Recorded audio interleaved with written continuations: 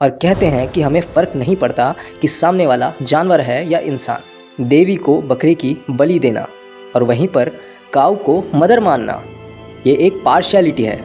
जैसे कोई बीमारी जिसमें सिर्फ एनिमल बेस्ड मेडिसिन ही क्योर हो। मतलब एथिज्म में food is equals to awareness plus rational choice. Hello दोस्तों, आशा करता हूँ आप सभी अच्छे होंगे। आज हम बात करेंगे वीगन, वेजिटेरियन, नॉन वेजिटेरियन और कैनिबलिज्म के मिथ और फैक्ट के बारे में। खाना सिर्फ टेस्ट या सर्वाइवल नहीं, बल्कि हर रिलीजियन, हर आइडियोलॉजी और हर कॉन्शियसनेस का अपना एक रिफ्लेक्शन है। आज हम देखते हैं कि वेगन, वेजिटेरियन और नॉन वेजिटेरियन को अलग अलग नज़रिए से कैसे समझा जाता है। इज़राइल कम्युनिटी कहते हैं गोट हो, बफेलो हो, ह्यूमन हो, चिकन हो या फिर फिश हो, सब एक जैसे हैं, सबको खाया जा सकता है। वो अपने आप को एज अ राक्षस या नेगेटिव एंटिटी एक्सेप्ट करते हैं और कहते हैं कि हमें फ़र्क नहीं पड़ता कि सामने वाला जानवर है या इंसान। ये भी स्पिरिचुअलिटी है, लेकिन एक नेगेटिव साइड से, अपने नेचर को ओपनली एक्सेप्ट करना। हिंदू कम्युनिटी में फूड को सात्विक, राजसिक और तामसिक कैटेगरीज में समझा जाता है। फ्रूट्स और नट्स नेचुरली एडिबल हैं, बिना पकाए टेस्ट रेडी मिलता है। गोट या बफेलो का मीट कुक करना पड़ता है, वरना टेस्ट और डाइजेशन दोनों मुश्किल है। इसलिए सात्विक पाथ फ्रूट्स और प्लांट बेस्ड फूड्स को सुपीरियर मानता है।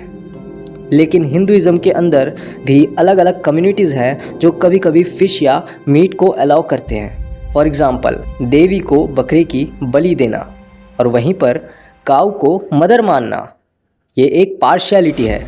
मुस्लिम कम्युनिटी में हलाल और हराम का कंसेप्ट है। हलाल मीट को प्योर माना जाता है, हराम को इम्प्योर।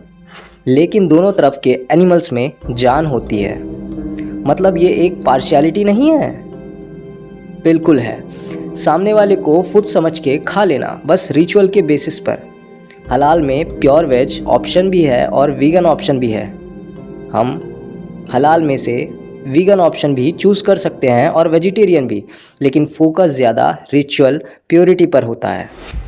क्रिश्चियन कम्युनिटी के नज़रिए में गॉड ने सब क्रीचर्स को इंसान के यूज़ के लिए दिए हैं, इसलिए मीट अलाउड है।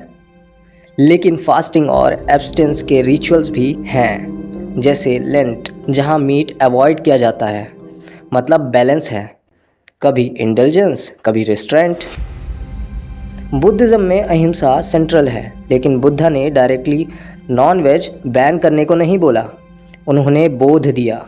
अगर तुम डेजर्ट में हो और सर्वाइवल के लिए कैमल का यूरिन पीना पड़े तो वो भी उतना ही इम्पॉर्टेंट है जितना RO वाटर अपनी बॉडी के लिए। मतलब फोकस है अवेयरनेस और सफरिंग रिडक्शन पर, नॉट रिजिड रूल्स।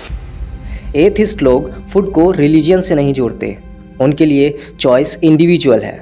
अगर तुम्हें क्रुएल्टी से फ़र्क नहीं पड़ता तो तुम नॉनवेज खाओगे, अगर थोड़ा फ़र्क पड़ता है तो तुम वेज चूज़ करोगे, और अगर तुम ज़्यादा अवेयर हो तो एनिमल के भी कोई भी प्रोडक्ट्स यूज़ नहीं करोगे जब तक एकदम नेसेसिटी ना हो जाए, जिसे हम वीगन कहते हैं। जैसे कोई बीमारी जिसमें सिर्फ एनिमल बेस्ड मेडिसिन ही क्योर हो। मतलब एथिज्म में food is equals to awareness plus rational choice. Spirituality का मतलब सिर्फ वेज या नॉन वेज नहीं है। कुछ लोग नेगेटिव साइड से स्पिरिचुअल होते हैं, सब कुछ खाते हैं और अपने राक्षस नेचर को एक्सेप्ट करते हैं। कुछ लोग पॉजिटिव साइड से स्पिरिचुअल होते हैं, क्रुएल्टी के खिलाफ खड़े होते हैं और वीगन फॉलो करते हैं, नॉट बिकॉज ऑफ सात्विक बट बिकॉज ऑफ कंपैशन। और अगर तुम एडवांस्ड बीइंग हो जाते हो तो तुम हंगर पर जीत हासिल कर लेते हो, जैसे योग में बताया गया है। फिर तुम हर्ब्स, रूट्स, कंदमूल पर जीवित रहते हो, जैसे श्री राम ने जंगल में रहते कंदमूल खाकर अपना जीवन व्यतीत किया था। प्रकृति के लिए कोई नीचा या ऊंचा नहीं है। लायन और काऊ दोनों ही प्रकृति की नज़र में समान हैं। इंसान की बॉडी इवॉल्व होती रहती है।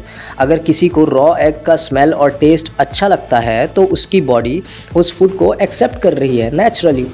अगर किसी को वही रॉ एग या मीट का स्मेल और दर्शन से घिन आती है तो उसकी बॉडी उस फूड को रिजेक्ट कर रही है।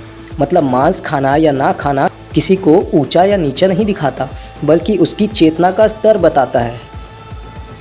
तो दोस्तों, वेजिटेरियन, वीगन और नॉन वेजिटेरियन के माइथ और फैक्ट्स अलग अलग रिलीजियंस, एथिज्म और स्पिरिचुअलिज्म से जुड़े हैं।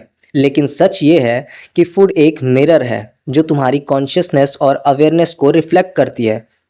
चॉइस तुम्हारी है और प्रकृति के लिए सब समान है। अगर तुम्हें ये वीडियो अच्छी लगी तो इस चैनल को सब्सक्राइब करना, ताकि ऐसी और भी कई इन्फॉर्मेटिव वीडियोस तुम तक पहुंच सके। और अपने ओपिनियन कमेंट सेक्शन में ज़रूर डालना। धन्यवाद।